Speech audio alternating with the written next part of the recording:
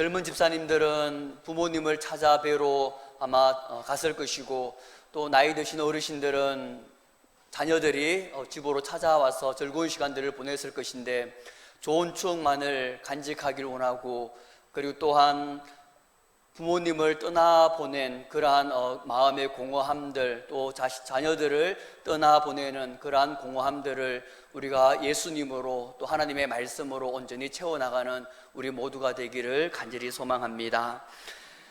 그리스도인은 아무에게나 주어지는 그러한 명칭이 아닙니다. 이 성령의 은혜로 예수 그리스도의 그 십자가의 복음을 온전히 믿은 그러한 사람을 우리는 그리스도인이라고 이야기를 합니다. 그런데 이 땅에서 그리스도인으로 살아가는 것이 그렇게 만만치가 않습니다. 이 참된 그리스도인은 세상과 타협하지 않고, 그리고 또한 종교적인 형식에 얽매이지 않고 오직 주님만을 바라보면서 그렇게 나아가는 자를 우리가 참된 그리스도인이라고 합니다. 오늘 본문의 말씀에 보면 그리스도인이 어떠한 삶을 살아가야 되는지, 성령으로 인도함을 받는, 성령으로 사는 그러한 삶이 어떠한 삶인지 구체적으로 말씀하고 있는데, 간단하게 몇 가지만, 5가지 정도만 간단하게 요약해서 말씀드리도록 하겠습니다. 먼저 1절에 보면 온유한 심령으로 범죄한 자를 바로잡고 또한 너희도 살펴보아라 라고 그렇게 이야기를 합니다. 죄에 빠질 위험은 누구에게나 다 존재하는데, 혹시 죄를 범한 그러한 일을 보게 된다면 그 사람을 온유한 심령으로 그렇게 사랑으로 도와줘야 된다라고 말씀하고 있습니다. 다른 사람의 죄나 어떠한 잘못을 보면서 정죄하고 판단하고 비판하고, 또 그것을 자기의 의를 드러내는 그러한 기회로 삼는 자는 성령으로 사는 삶이 아니라 육체의 삶을 사는 자라고 그렇게 이야기를 하고 있습니다. 우리가 어떻게 해서든지 성령으로 사는 사람들은 그 범죄한 그 사람을 다시 한번 하나님께로 인도하는 그러한 자의 삶을 살아가야 되는 것입니다. 그 사람을 죄에서 돌이키게 하고 다시 한번 하나님의 그러한 자녀로 다시 세워져 나가는 그러한 삶이 바로 성령으로 사는 그러한 삶이라고 말할 수 있습니다. 죄는 미워하되 사람은 미워하지 말라는 그러한 말도 있고, 또한 사람은 용서와 또 포용의 대상이지 믿음의 대상이 아니다라는 그러한 말도 있듯이, 성령으로 사는 사람들은 죄를 용서하면서 그리고 사람을 세워나가는 그러한 삶을 살아가야 되는 것입니다. 타락한 본성을 따라서 육신의 그러한 소욕을 따르는 그러한 사람들은 자기의 생각대로, 자기의 뜻대로 판단하고 정죄하고 비판하기 때문에 많은 사람들을 헐뜯고, 또 잘못한 부분들이 있다고 하면 그것들을 지적하고 정죄하고 그렇게 나아가기 때문에 공동체를 허무는 그러한 자라고 한다면, 성령으로 사는 사람들은 하나님의 뜻과 하나님의 마음을 온전히 깨달아서 부족하고 연약한 자들을 감싸주고 사랑으로 포용하면서 그렇게 나아가는 자입니다. 그래서 그러한 사람들을 다시 한번 하나님의 자녀로 온전히 세워나가는 그러한 사람인 것입니다. 여기서 바로 잡다라는 그러한 단어는 역할을 잘 하도록 돕다라는 그러한 뜻입니다. 잘못에서 돌이키게 할 뿐만이 아니라, 범죄하면서 돌이키게 할 뿐만이 아니라 온전하고 거룩한 삶을 살도록 도와주는 그러한 역할을 한다라는 뜻입니다. 그러므로서 범죄한 사람들을 돌이키게 할 뿐만이 아니라 거룩하고 온전한 하나님의 자녀로, 주님의 신실한 제자로 그렇게 세워나가는 그러한 사람을 뜻합니다. 그러므로 우리가 육체의 삶은 공동체를 파하고 허무는 그러한 결과를 낳지만, 성령으로 사는 그러한 삶은 공동체를 세워나가고 다시 한번 회복시켜 나가는 그러한 삶을 살아가게 됩니다. 또한 성령으로 사는 사람은 범죄한 것을 볼 때 그것을 단순히 비난하고 비판만 하는 것이 아니라 그 잘못된 것들을 자신에게 항상 적용하면서 그렇게 나아가는 삶을 살아갑니다. 오늘 1절 하반절에 보면 너 자신을 살펴보아 너도 시험을 받을까 두려워하라 라고 그렇게 말씀합니다. 우리는 뉴스를 보면 뻔뻔스럽게 거짓말을 하는 사람이라든지 아니면 정말 그것이 잘못이고 그것이 범죄인데도 불구하고 그것을 인정하지 않고 그렇게 나아가는 사람들을 보면 비판하면서 또 정죄하면서 그렇게 나아갑니다. 물론 인간이기 때문에 그렇게 나아가야 되지만 그러나 그 다음에 그 후에는 보면 나는 그렇지 않는지 내 자신을 돌아보는 그러한 삶을 살아가야 되는 것입니다. 왜냐하면 그 사람이 참 나쁘고 참 악하지만 그러나 내 자신을 하나님 앞에 비추어봤었을 때는 내 자신을 하나님 앞에 내려놓았을 때는 똑같이 그렇게 악하고 그렇게 뻔뻔스럽게 거짓말하는 자임을 우리는 또 깨닫게 될 것입니다. 한 예로는 우리는 날마다 찬양으로든지 아니면 입술로 하나님을 사랑합니다 라고 얘기하고 내가 날마다 말씀과 기도 가운데 나아가길 원합니다 라고 그렇게 고백하지만 하나님과 동행하길 원합니다 라고 그렇게 고백을 하지만 그러나 막상 우리의 삶은 하나님을 사랑하지 않고 또 말씀과 기도 가운데 매일매일 나아가지 않지만 끊임없이 계속해서 내가 그렇게 나아가기를 원합니다라고 뻔뻔스럽게 거짓말하면서 하나님 앞에 나아가는 모습들을 보게 됩니다.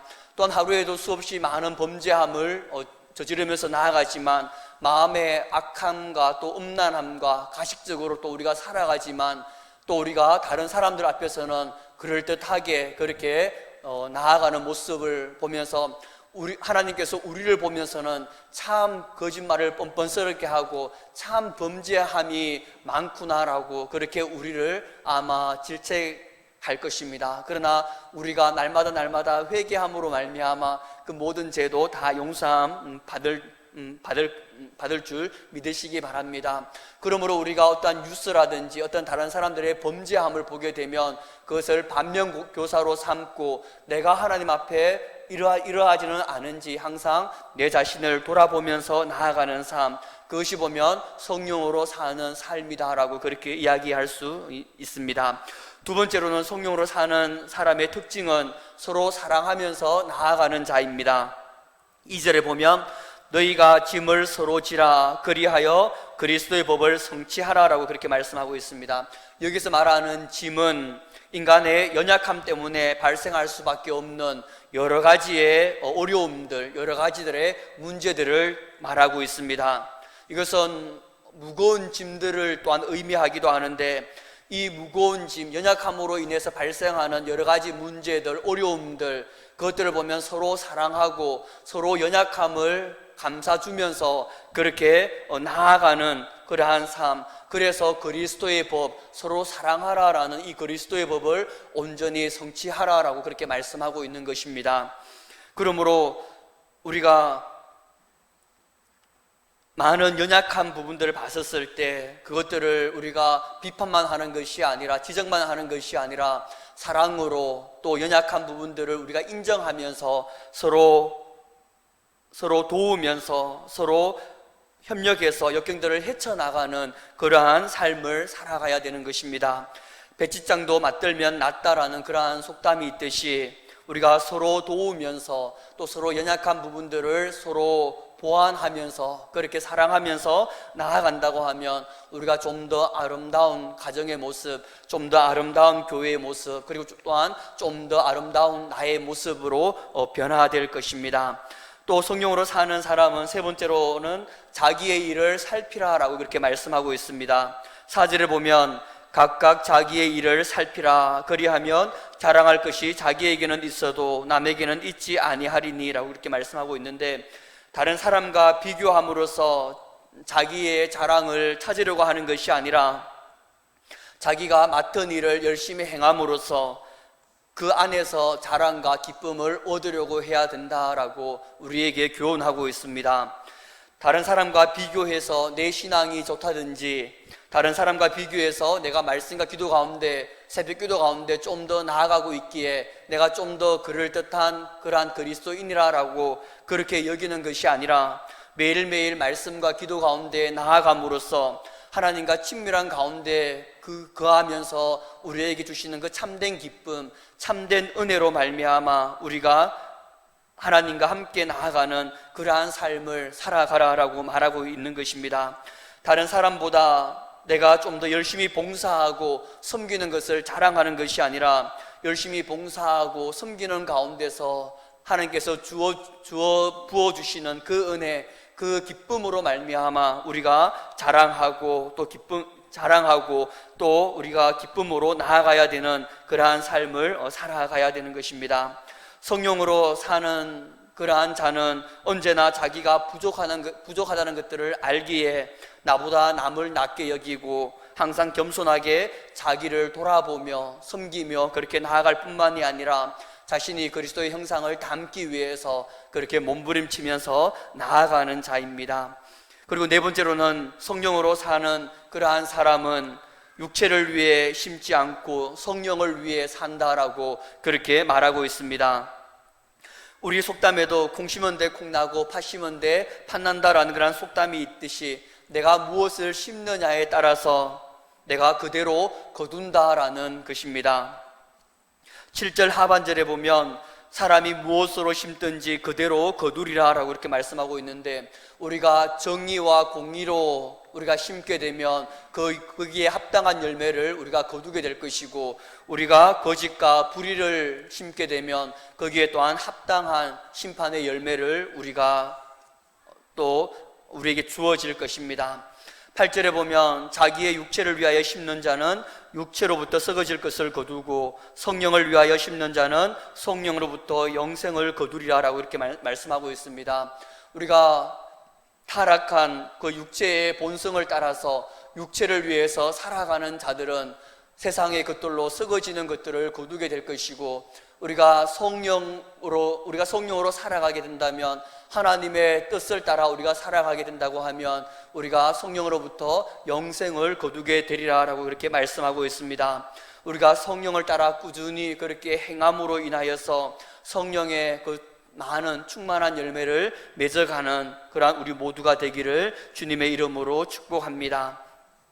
이제까지는 지난주에도 말씀을 전한 부분들이 있었기 때문에 간단하게 전하였습니다. 마지막으로 성령으로 사는 사람은 예수 그리스도의 그 십자가만 바라보고 살아가는 그러한 사람입니다. 믿음으로 인한 그 고난과 고통도 감수하면서 오직 예수님의 십자가의 그 은혜만을 자랑하면서 나아가는 자입니다. 12절에 보면 무릇 육체의 모양을 내려하는 자들이 억지로 너희에게 할례를 받게 함은 그들이 그리스도의 십자가로 말미암아 박해를 면하려 함뿐이라 라고 그렇게 말씀합니다. 믿는 사람 중에서도 육체를 따라 사는 자들이 있는데, 그들은 그리스도로 인한 그런 박해나 핍박이나 고난, 그런 것들을 피하려고 하는 자입니다. 이들은 십자가의 고난을 피하려 하고 부활의 그 영광만을 구하려고 하는 그러한 자라고 말할 수 있습니다. 그러나 하나님의 말씀은 십자가의 그 고난이 없으면 부활의 영광도 없다라고 그렇게 말씀하시면서 예수 그리스도로 말미암는 그러한 박해, 그러한 고난을 기꺼이 감수하면서 나아가라라고 말씀하고 있습니다. 오늘날 천주교에서도 다른 종교에서 봤을 때는 보면 모든 종교에 구원이 있다라고 그렇게 말하고 있습니다. 그러나 세상과 타협하는 순간 우리가 믿는 그 복음은 변질되게 되고 또한 그것은 타락하게 되어 갑니다. 그렇기 때문에 이 타락한 복음을 만약에 우리가 가지게 된다고 한다면 그것은 밖에 버려질 뿐이고 하나님께서도 인정하지 않기 때문에 그러한 타락한 복음을 가지고는 우리가 천국에 들어갈 수 없는 것입니다.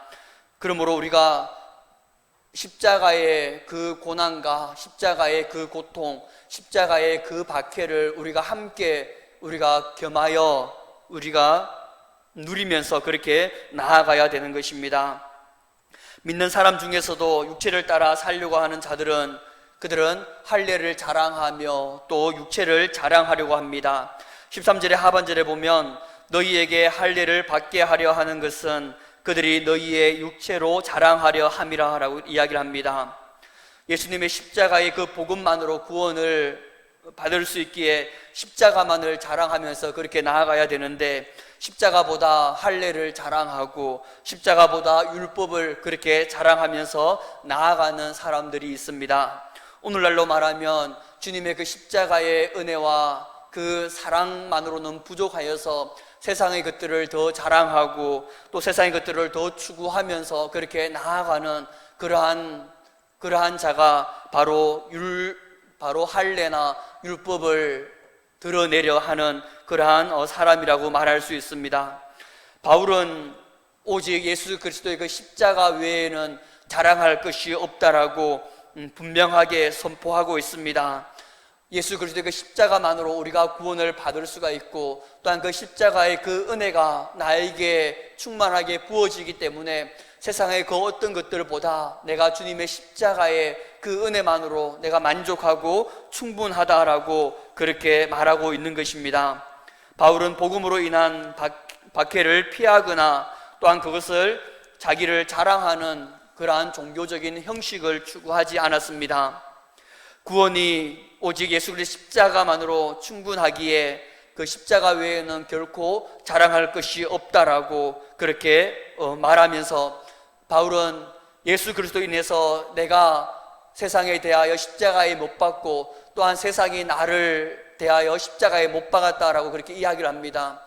이것은 사도 바울이 그리스도를 위해서 십자가의 복음을 위해서라면 다른 어떤 것과도 타협하지 않았기 때문에 내가 세상을 십자가에 못 박았고 세상도 나를 십자가에 못 박았다라고 그렇게 이야기하고 있는 것입니다.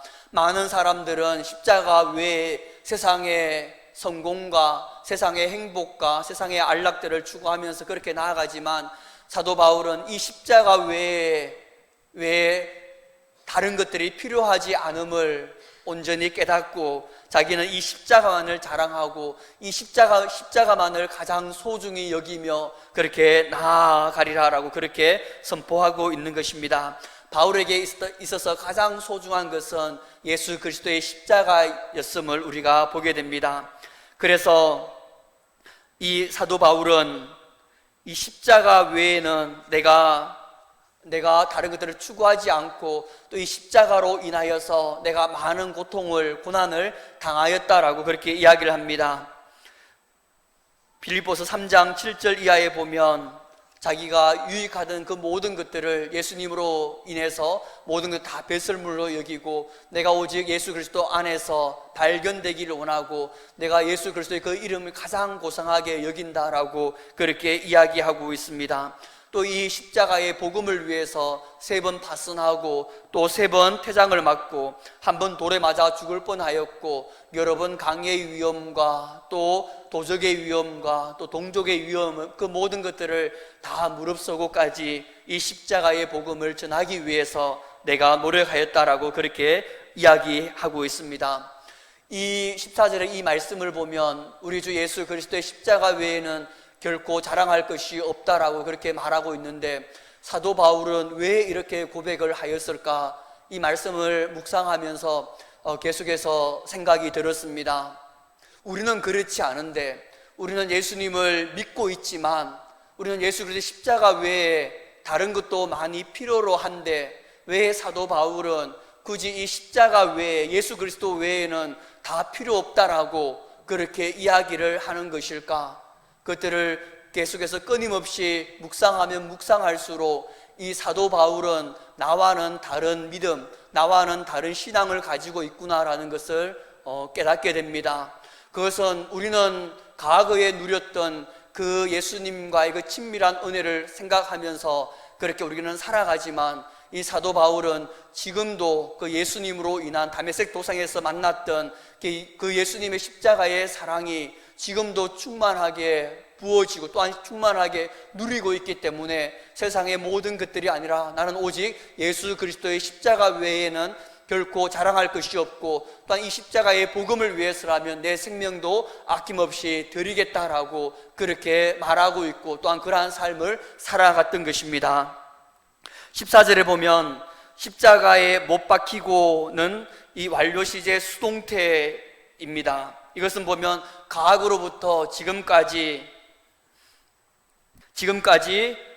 계속해서 영향을 끼치고 있다라는 그러한 뜻인데, 이 십자가에 못 박히고라는 것은 지금도 사도 바울은 십자가의 그 은혜, 그 사랑을 지금도 누리고 있다라는 것입니다. 그렇기 때문에 이 사도 바울은 과거에 그 예수님을 만났을 때 그때의 그 믿음을 지금도 소유하고 있기 때문에 자신이 예수님만으로 내가 충분하고 또한 다른 것들은 내가 결코 타협하지 않겠다, 세상의 것들과 타협하지 않겠다라고 그렇게 말하고 있는 것입니다. 뿐만 아니라 17절에 보면 이후로는 누구든지 나를 괴롭게 하지 말라, 내가 내 몸에 예수 그리스도의 흔적을 지녔다라고 그렇게 말하고 있습니다. 이 사도 바울은 예수님으로 말미암는 수많은 흔적을 가지고 있기 때문에 누구든지 나를 더 이상 괴롭게 하지 말라라고 그렇게 말하고 있는 것입니다. 사도 바울의 신앙이 과거의 신앙이 아니라 현재의 신앙이고, 또한 지금도, 과거뿐만이 아니라 지금도 예수님을 위해서라면 내가 그 많은 예수의 흔적을 내가 가지고 있다라고 그렇게 말하고 있는 것처럼 우리의 신앙도 과거의 신앙에 머물러서는 안 됩니다.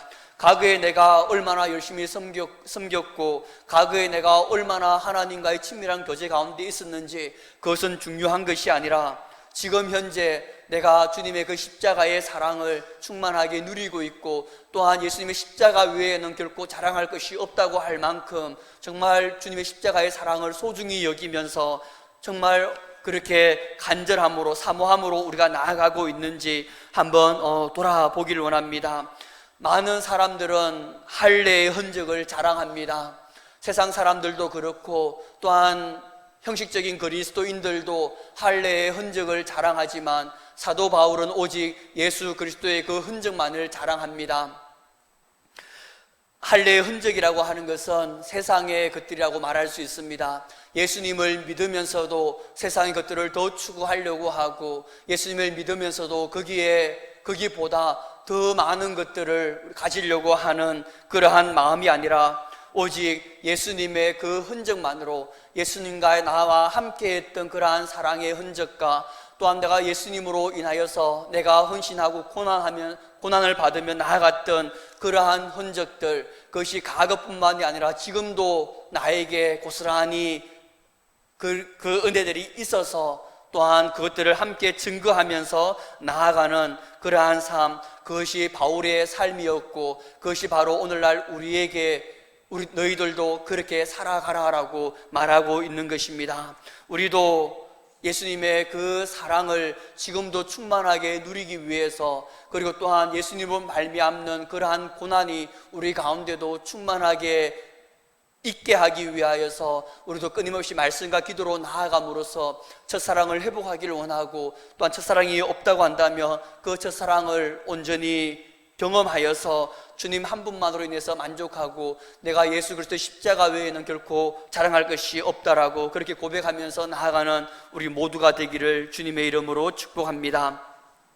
말씀을 맺겠습니다. 성령으로 사는 삶이란 범죄한 사람을 봤었을 때 온유한 심령으로 그렇게 그 사람을 세워나가는 사람이고, 뿐만 아니라 그 범죄한 일들, 잘못한 일들을 봤었을 때 나는 그렇지 않은지 내 자신을 돌아보면서 항상 하나님 앞에 나의 자신을 비추면서 회개하면서 그렇게 나아가는 자이고, 또한 서로 사랑하면서 연약한 부분들을 감싸주면서 한 마음 한 뜻이 되어서 나아가는 그러한 자라고 말할 수 있고, 또한 성령으로 사는 그러한 사람은 육체를 위해서, 세상을 위해서 살아가지 않고 오직 성령을 위해서, 하나님의 그 뜻을 위해서 살아가는 그러한 자이며, 또한 오직 예수 그리스도의 십자가만을 자랑하는 그러한 사람이고 그러한 삶임을 우리가 보게 됩니다. 우리 모두는 성령의 그 은혜로 말미암아 하나님 보시기에 합당한 그러한 삶을 살아감으로써 하나님 보시기에 기뻐하는 삶, 예수 그리스도만으로 우리가 충분하다라고 그렇게 고백하면서 나아가는 그러한 우리가 되기를 간절히 소망합니다. 오늘로서 이제 갈라디아서를 마쳤습니다. 갈라디아서의 핵심은 이신칭의입니다. 믿음으로써 의롭다함을 받는 것입니다. 우리가 율법을 행함으로 인하여서 의롭다함을 여기는 것이 아니라 오직 예수 그리스도를 믿음으로 말미암아 우리가 의롭다함을, 구원을 받는 것입니다. 이 믿음은 우리가 타락한 본성으로 살아가는 것이 아니라 이 믿음을 받은 자는 오로지 성령으로 따라 우리가 살아가는 그러한 삶입니다. 이 믿음을 소유한 자는 세상의 것들을 쫓아서 살아가는 것이 아니라 오직 예수 그리스도의 그 십자가의 그 복음을 바라보면서 또 예수님을 소망하면서 그렇게 나아가는 삶입니다. 우리가 예수님의 십자가의 그 은혜를 다시 한번 기억함으로써 우리가 사도 바울의 고백처럼 우리도 주님 한 분만으로 인해서 만족하고 또한 충분하다라고 그렇게 고백하면서 나아가는 삶, 그래서 내 가운데 오직 하나님만이 거하고 또 내 가운데 오직 하나님의 그 나라를 바라보면서 나아가는 그러한 삶을 살아가기를 주님의 이름으로 축복합니다. 기도드리겠습니다.